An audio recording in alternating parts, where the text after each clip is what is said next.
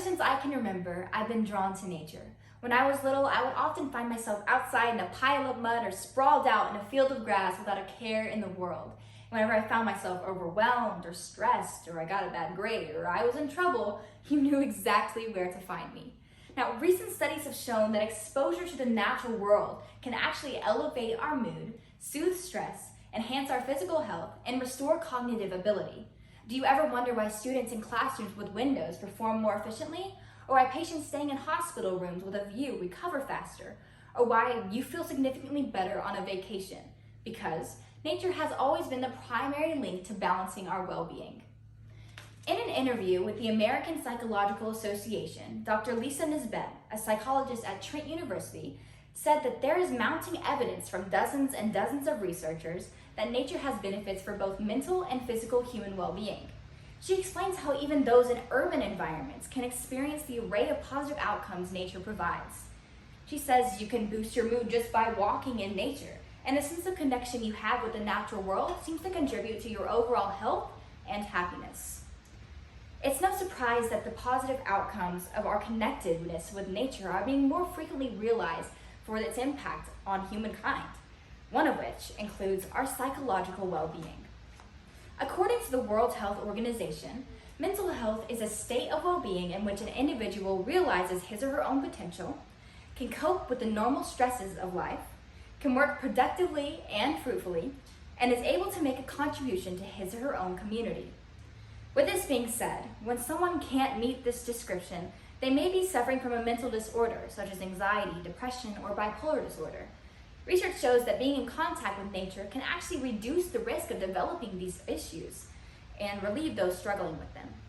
The presence of green space in urban areas has been revealed to actually play a huge part in helping individuals, soothing stress and helping individuals cope. Now, you may be asking yourself, what is green space? Well, green space is essentially exactly what it sounds like. It's an area of green. It's grass, trees, shrubs in an urban environment. Green spaces can range anywhere from a giant public park to a simple plant in your household. A study was done in Denmark in 2019 where a group examined data from more than 900,000 residents born between 1985 and 2013. They found that children who lived in neighborhoods with more green space had a reduced risk of developing psychiatric disorders later on in life, including depression, mood disorders, schizophrenia, eating disorders, and substance use disorders.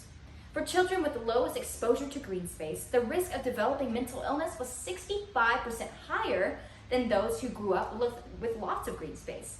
Now, this is not to say that mental illness is strictly decided upon by how much green you were exposed to as a child, but scientists are seeing that it is a factor.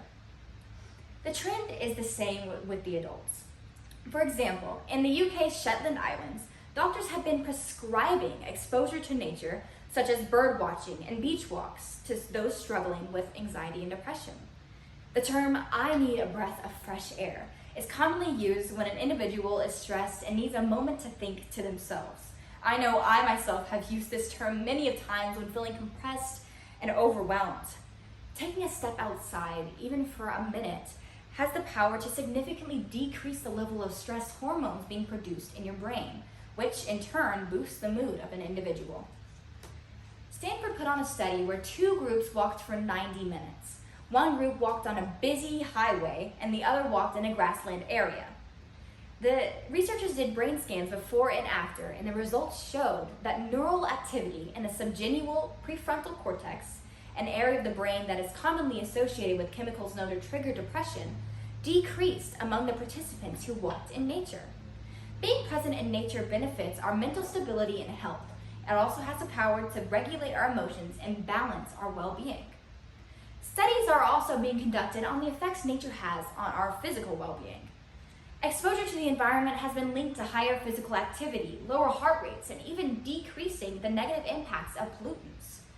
Vegetation has been discovered to buffer air pollution by removing ozone, particulate matter, and carbon monoxide from our air. Cities have even gone as far as installing vegetative buffers in areas that have high risk for air pollution. Vegetative buffers are strips of dense trees and shrubs that are used to filter or block air pollution. They are commonly placed between a polluting source and places of high vulnerability, such as public parks, daycare facilities, senior centers, family neighborhoods, and even schools. Science shows that nature improves the quality of our air, which directly affects us by ensuring that what we breathe in is healthy. In fact, nature's cleansing of our air has been linked to improving cardiovascular function. Exposure to air pollution and to metals in our environment has been linked to having negative impacts on our cardiovascular function.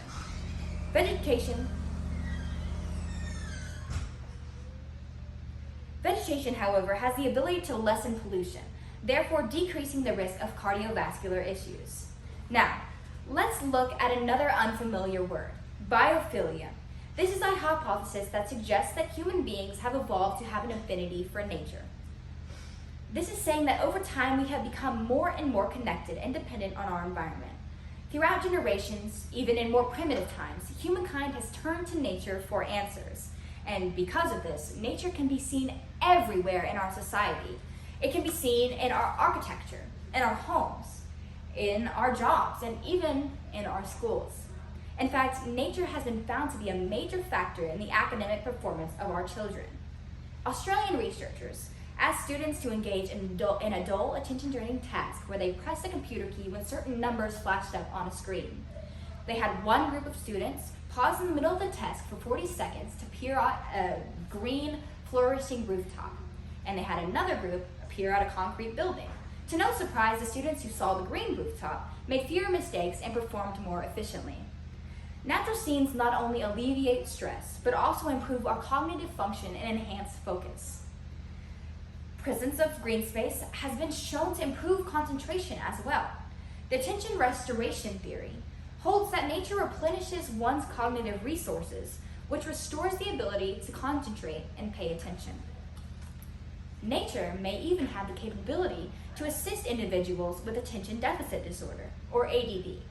Researchers at the University of Illinois found that 20 minutes in nature, or green therapy, can help reduce unwanted symptoms in adult ADHD.